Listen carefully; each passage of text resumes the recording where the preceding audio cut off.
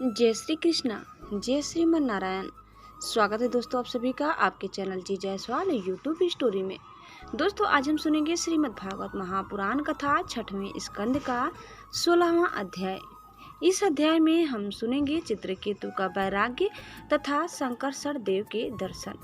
श्री सुखदेव जी कहते हैं, परीक्षित, तदंतर देवर्षि नारद ने मृत राजकुमार की जीवात्मा को शोकाकुल स्वजनों के सामने प्रत्यक्ष बुलाकर कहा। देवर्षि नारद ने कहा, जीवात्मन, तुम्हारा कल्याण हो। देखो, तुम्हारे माता पिता सुरहित संबंधी तुम्हारे वियोग से अत्यंत शोकाकुल हो रहे हैं, इसलिए तुम अपने शरीर में आ जाओ और शेष आयु अपने सगे संबंधियों के साथ ही रहकर व्यतीत करो। अपने पिता के दिए हुए भोगों को भोगो और राज सिंहासन पर बैठो। जीवात्मा ने कहा, देवर्षि जी, मैं अपने कर्मों के अनुसार देवता, मनुष्य, पशु, पक्षी आदि योनियों में न जाने कितने जन्मों से भटक रहा हूँ। उनमें से ये लोग किस जन्म में मेरे माता पिता हुए, विभिन्न जन्मों में सभी एक दूसरे के भाई, बंधु, नाती, गोती, शत्रु, मित्र, मध्यस्थ, उदासीन और द्वेषी होते रहते हैं।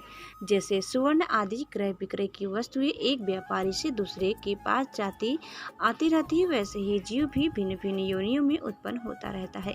इस प्रकार विचार करने से पता लगता है कि मनुष्यों की अपेक्षा अधिक दिन ठहरने वाले सुवर्ण आदि पदार्थों का संबंध भी मनुष्यों के साथ अस्थायी नहीं, क्षणिक ही होता है, और जब तक जिसका जिस वस्तु से संबंध रहता है तभी तक उसकी उस वस्तु से ममता भी रहती है। जीव नित्य और अहंकार रहित, वह गर्भ आकर जब तक जिस शरीर में रहता है तभी तक उस शरीर को अपना समझता है। यह जीव नित्य, अविनाशी, सूक्ष्म, सबका आश्रय और स्वयं प्रकाश है। इसमें स्वरूप, जन्म, मृत्यु आदि कुछ भी नहीं है। फिर भी यह ईश्वर रूप होने के कारण अपनी माया के गुणों से ही अपने आप को विश्व के रूप में प्रकट कर देता है। इसका न तो कोई अत्यंत प्रिय है और न अप्रिय, न अपना और न पराया, क्योंकि गुण दोष करने वाले मित्र, शत्रु आदि की भिन्न भिन्न वृत्तियों का यह अकेला ही साक्षी है। वास्तव में यह अद्वितीय है। यह आत्मा कार्य काल का साक्षी और स्वतंत्र है, इसलिए यह शरीर आदि के गुण, दोष अथवा कर्म फल को ग्रहण नहीं करता, सदा उदासीन भाव में स्थित रहता है। श्री सुखदेव जी कहते हैं, वह जीवात्मा इस प्रकार कहकर चला गया। उसके सगे संबंधी उसकी बात सुनकर अत्यंत विस्मित हुए। उनका स्नेह बंधन कट गया और उसके मरने का शोक भी जाता रहा। इसके बाद जाति वालों ने बालक के मृतदेह को ले जाकर तत्काल लोचित संस्कार और दैहिक क्रिया पूर्ण की और उस दुष्जत स्नेह को छोड़ दिया, जिसके कारण शोक, मोह, भय और दुख की प्राप्ति होती है। परीक्षित, जिन रानियों ने बच्चे को विष दिया था वे बाल हत्या के कारण श्रीहीन हो गई थी और लज्जा के मारे आंख तक नहीं उठा सकती थी। उन्होंने अंगिरा ऋषि के उपदेश को याद करके यमुना जी के तट पर ब्राह्मणों के आदेश अनुसार बाल हत्या का प्रायश्चित किया। इस प्रकार अंगिरा और नारद जी के उपदेश के विवेक बुद्धि जागृत हो जाने के कारण राजा चित्रकेतु घर गृहस्थी के अंधेरे कुएं से उसी प्रकार बाहर निकल पड़े जैसे कोई हाथी तालाब के कीचड़ से निकल आए। उन्होंने यमुना जी में विधि पूर्वक स्नान करके तर्पण आदि धार्मिक क्रियाएं की। तदंतर संयतेंद्रीय और मौन होकर उन्होंने देवर्षि नारद और महर्षि अंगिरा के चरणों की वंदना की। भगवान नारद ने देखा कि चित्रकेतु जितेंद्रीय, भगवत भक्त और शरणागत है, अतः उन्होंने बहुत प्रसन्न होकर उन्हें इस विद्या का उपदेश किया। ओमकार स्वरूप भगवान आप वसुदेव, प्रद्युम्न, अनिरुद्ध और संकर्षण के रूप में क्रमशः चित्त, बुद्धि, मन और अहंकार की अधिष्ठाता है। मैं आपके इस चतुर्व्यूह रूप का बार बार नमस्कार पूर्वक ध्यान करता हूँ। आप विशुद्ध विज्ञान स्वरूप हैं। आपकी मूर्ति परमानंदमयी है। आप अपने स्वरूप भूत आनंद में ही मग्न और परम शांत हैं। द्वैत दृष्टि आपको छू तक नहीं सकती। मैं आपको नमस्कार करता हूँ। अपने स्वरूप भूत आनंद की अनुभूति से ही माया जनित राग, द्वेष आदि दोषों का तिरस्कार कर रखा है। मैं आपको नमस्कार करता हूँ। आप सबकी समस्त इंद्रियों के प्रेरक, परम महान और विराट स्वरूप है। मैं आपको नमस्कार करता हूँ। मन सहित वाणी आप तक न पहुँचकर बीच से ही लौट जाती है। उसके उपरत हो जाने पर जो अद्वितीय नाम रूप से रहित चेतन मात्र और कार्य कारण से परे की वस्तु रह जाती है, वह हमारी रक्षा करे। यह कार्य कारण रूप जगत जिनसे उत्पन्न होता है, जिनमें स्थित है और जिनमें लीन होता है तथा जो मिट्टी की वस्तुओं में व्याप्त मृत्तिका के समान सब में ओतप्रोत है, उन परम ब्रह्मा स्वरूप आपको मैं नमस्कार करता हूँ।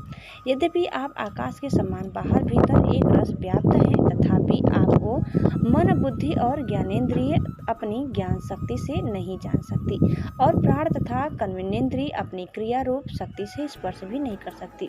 मैं आपको नमस्कार करता हूँ। शरीर, इंद्रिय, प्राण, मन और बुद्धि जागृत तथा स्वप्न अवस्थाओं में आपके चैतन्य से युक्त होकर ही अपना अपना काम करते हैं तथा सुषुप्ति और मूर्छा की अवस्थाओं में आपके चैतन्य से युक्त न होने के कारण अपना अपना काम करने में असमर्थ हो जाते हैं।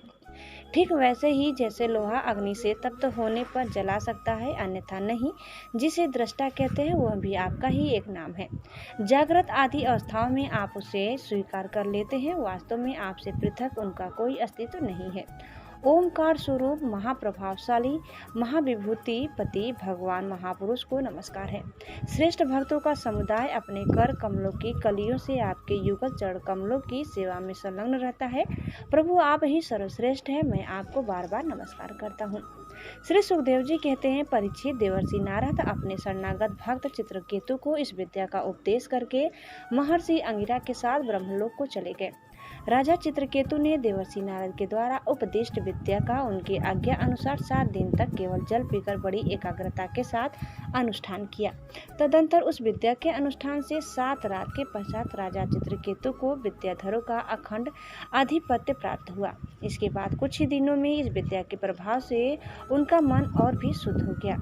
अब वे देवाधिदेव भगवान शेष जी के चरणों के समीप पहुंच गए। उन्होंने देखा कि भगवान शेष जी सिद्धेश्वरों के मंडल में विराजमान है। उनका शरीर कमल लाल के समान गौरवर्ण है, उस पर नीले रंग का वस्त्र फहरा रहा है, सिर पर किरीट, बाहों में बाजूबंद, कमर में करधनी और कलाई में कंगन आदि आभूषण चमक रहे हैं। नेत्र रत्नारे हैं और मुख पर प्रसन्नता छा रही है। भगवान शेष का दर्शन करते ही राजर्षि चित्रकेतु के सारे पाप नष्ट हो गए। उनका अंतःकरण स्वच्छ और निर्मल हो गया। हृदय में भक्तिभाव की बाढ़ आ गई। नेत्रों में प्रेम के आंसू छलक आए। शरीर का एक एक रोम खिल उठा। उन्होंने ऐसी ही स्थिति में आदि पुरुष भगवान शेष को नमस्कार किया। उनके नेत्रों से प्रेम के आंसू टप टप गिरते जा रहे थे। इससे भगवान शेष के चरण रखने की चौकी भीग गई। प्रेमोद्रेक के कारण उनके मुख से एक अक्षर भी न निकल सका। वे बहुत देर तक शेष भगवान की कुछ भी स्तुति न कर सके। थोड़ी देर बाद उन्हें बोलने की कुछ कुछ शक्ति प्राप्त हुई। उन्होंने विवेक बुद्धि से मन को समाहित किया और संपूर्ण इंद्रियों की बाह्य वृत्ति को रोका। फिर उन जगत गुरु की, जिनके स्वरूप का पांचरात्र आदि भक्ति शास्त्रों में वर्णन किया गया है, इस प्रकार स्तुति की। चित्रकेतु ने कहा, अजीत जितेंद्री एवं समदर्शी साधुओं ने आपको जीत लिया है। अपने भी अपने सौंदर्य, माधुर्य, कारुण्य आदि गुणों से उनको अपने वश में कर लिया है। अहो, आप धन्य हैं, क्योंकि जो निष्काम भाव से आपका भजन करते हैं उन्हें आप करुणा पर वश होकर अपने आप को भी दे डालते हैं। भगवान जगत की उत्पत्ति, स्थिति और प्रलय आपके लीला विलास है। विश्व निर्माता ब्रह्मा आदि आपके अंश के भी अंश है। फिर भी वे पृथक पृथक अपने को जगत कर्ता मानकर झूठ मूठ एक दूसरे से स्पर्धा करते हैं। नन्हे से नन्हे परमाणु से लेकर बड़े से बड़े महतत्व पर्यंत संपूर्ण वस्तुओं के आदि अंत मध्य में आप ही विराजमान है तथा स्वयं आप आदि अंत और मध्य में रहित है। क्योंकि किसी भी पदार्थ के आदि और अंत में जो वस्तु रहती है वही मध्य में भी स्थित मध्य में भी रहती है। यह ब्रह्मांड कोण जो पृथ्वी आदि 1 से 1 10 गुने 7 आवरणों से घिरा हुआ है, अपने ही समान दूसरे करोड़ों ब्राह्मणों के सहित आप में एक परमाणु के समान घूमता रहता है और फिर भी उसे आपकी सीमा का पता नहीं है। इसलिए आप अनंत है। जो नर पुरुष केवल विषय भोग ही चाहते हैं वे आपका भजन न करने आपके विभूति स्वरूप इंद्र आदि देवताओं की उपासना करते हैं।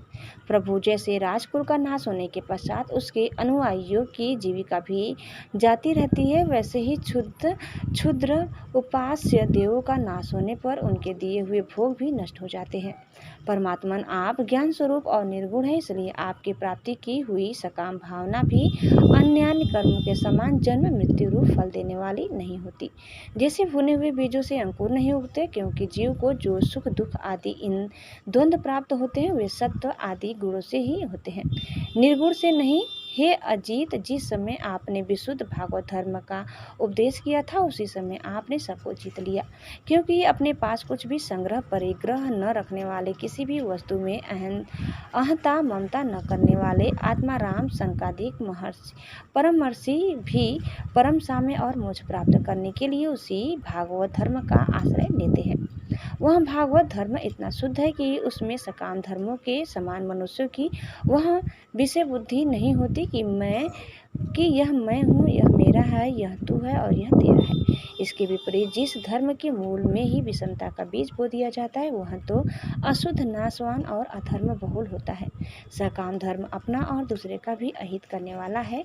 उससे अपना या पराया किसी का कोई प्रयोजन और हित सिद्ध नहीं होता। प्रयुक्त सकाम धर्म से जब अनुष्ठान करने वाले का चित्त दुखता है तब आप रुष्ट होते हैं, और जब दूसरे का चित्त दुखता है तब वह धर्म नहीं रहता, अधर्म हो जाता है। भगवान, आपने जिस दृष्टि से भागवत धर्म का निरूपण किया है वह कभी परमार्थ से विचलित नहीं होती। इसलिए जो संत पुरुष चर अचर समस्त प्राणियों में समदृष्टि रखते हैं वे ही उसका सेवन करते हैं। भगवान, आपके दर्शन मात्र से मनुष्यों के सारे पाप क्षीण हो जाते हैं।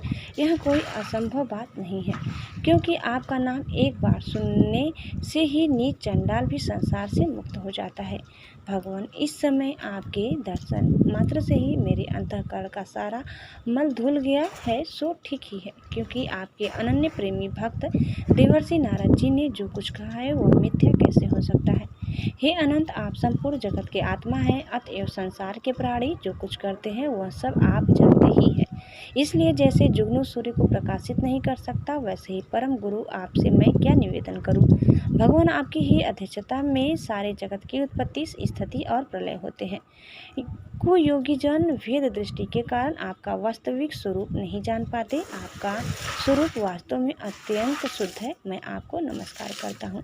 आपकी चेष्टा से शक्ति प्राप्त करके ही ब्रह्मा आदि लोकपालगण चेष्टा करने में समर्थ होते हैं। आपकी दृष्टि से जीवित होकर ही ज्ञानेंद्रिय अपने अपने विषयों का ग्रहण करने में समर्थ होती है। यह भूमंडल आपके सिर पर सरसों के दाने के समान जान पड़ता है। आप सहस्त्र शीर्षा भगवान को बार बार नमस्कार करता हूँ। श्री सुखदेव जी कहते हैं, परीक्षित, जब विद्याधरों के अधिपति चित्रकेतु ने अनंत भगवान की इस प्रकार स्तुति की तब उन्होंने प्रसन्न होकर उनसे कहा। श्री भगवान ने कहा, चित्रकेतु, देवर्षि नारद और महर्षि अंगिरा ने तुम्हें मेरे संबंध में जिस विद्या का उपदेश दिया है उससे और मेरे दर्शन से तुम भली भांति सिद्ध हो चुके हो। मैं ही समस्त प्राणियों के रूप में हूँ, मैं ही उनका आत्मा हूँ और मैं ही पालन करता भी हूँ। शब्द ब्रह्मा और परम ब्रह्मा दोनों ही मेरे सनातन रूप है। आत्मा कार्य कारणात्मा जगत में व्याप्त है और कार्य कारणात्मक जगत आत्मा में स्थित है, तथा इन दोनों में मैं अधिष्ठान रूप से व्याप्त हूँ और मुझ में ये दोनों कल्पित हैं। जैसे स्वप्न में सोया हुआ पुरुष स्वप्नांतर होने पर संपूर्ण जगत को अपने में ही देखता है और स्वप्नांतर टूट जाने पर स्वप्न में ही जागता है तथा अपने को एक संसार में स्थित देखता है, परंतु वास्तव में वह भी स्वप्न ही है। वैसे ही जीव की जागृत आदि अवस्थाएं परमेश्वर की ही माया है। यो जानकर सबके साक्षी मायातीत परमात्मा का ही स्मरण करना चाहिए। सोया हुआ पुरुष जिसकी सहायता से अपनी निद्रा और उसके अतीन्द्रिय सुख का अनुभव करता है वह ब्रह्मा मैं ही हूँ, उसे तुम अपनी आत्मा समझो। पुरुष निद्रा और जागृत इन दोनों अवस्थाओं का अनुभव करने वाला है। वह उन अवस्थाओं में अनुगत होने पर भी वास्तव में उनके पृथक है। वह सब अवस्थाओं में रहने वाला अखंड एक रस ज्ञान ही ब्रह्मा है, वही परम ब्रह्मा है। वह जीव मेरे स्वरूप को भूल जाता है तब वह अपने को अलग मान बैठता है। इसी से उसे संसार के चक्कर में पड़ना पड़ता है और जन्म पर जन्म तथा मृत्यु पर मृत्यु प्राप्त होती है। यह मनुष्य योनि ज्ञान और विज्ञान का मूल स्रोत है, जो इसे पाकर भी अपने आत्म स्वरूप परमात्मा को नहीं जान लेता। उसे कहीं किसी भी योनि में शांति नहीं मिल सकती। राजन, सांसारिक सुख के लिए जो चेष्टाएं की जाती है उसमें श्रम है, क्लेश है, और जिस परम सुख के उद्देश्य से वे की जाती है उसके ठीक विपरीत परम दुख देती है। किंतु कर्मों से निवृत्त हो जाने में किसी प्रकार का भय नहीं है। यह सोचकर बुद्धिमान पुरुष को चाहिए कि किसी प्रकार के कर्म अथवा उनके फलों का संकल्प न करे। जगत के सभी स्त्री पुरुष इसलिए कर्म करते हैं कि उन्हें सुख मिले और उनका दुखों से पिंड छूटे, परंतु उन कर्मों से न तो दुख दूर होता है और न उन्हें सुख की ही प्राप्ति होती है। जो मनुष्य अपने को बहुत बड़ा बुद्धिमान मानकर कर्म के पचड़ों में पड़े हुए हैं, उनको विपरीत फल मिलता है। यह बात समझ लेनी चाहिए। साथ ही यह भी जान लेना चाहिए कि आत्मा का स्वरूप अत्यंत सूक्ष्म है। जागृत, स्वप्न, सुषुप्ति इन तीनों अवस्थाओं तथा इनके अभिमानियों के विलक्षण है। यह जानकर इस लोक में देखे और परलोक के सुने हुए विषय भोगों से विवेक बुद्धि के द्वारा अपना पिंड छुड़ा ले और ज्ञान तथा विज्ञान में ही संतुष्ट रहकर मेरा भक्त हो जाए। जो लोग योग मार्ग का तत्व समझने में निपुण हैं, उनको भली भांति समझ लेना चाहिए कि जीव का सबसे बड़ा स्वार्थ और परमार्थ केवल इतना ही है कि वह ब्रह्मा और आत्मा की एकता का अनुभव कर ले। राजन, यदि तुम मेरे इस उपदेश को सावधान होकर श्रद्धाभाव से धारण करोगे तो ज्ञान एवं विज्ञान से संपन्न होकर शीघ्र ही सिद्ध हो जाओगे। श्री सुखदेव जी कहते हैं, राजन, जगत गुरु विश्वात्मा भगवान श्री हरि चित्रकेतु को इस प्रकार समझा बुझाकर उनके सामने ही वहां से अंतर ध्यान हो गए। दोस्तों, इस प्रकार कथा यही समाप्त होता है। आपको हमारी कथा कैसी लगी कमेंट करके जरूर बताइए। चैनल में नए हैं तो प्लीज़ लाइक शेयर और सब्सक्राइब करना न भूलें। धन्यवाद। जय श्री कृष्ण, जय श्रीमन नारायण। एक बार प्रेम से बोलिए श्री बांके बिहारी लाल की जय।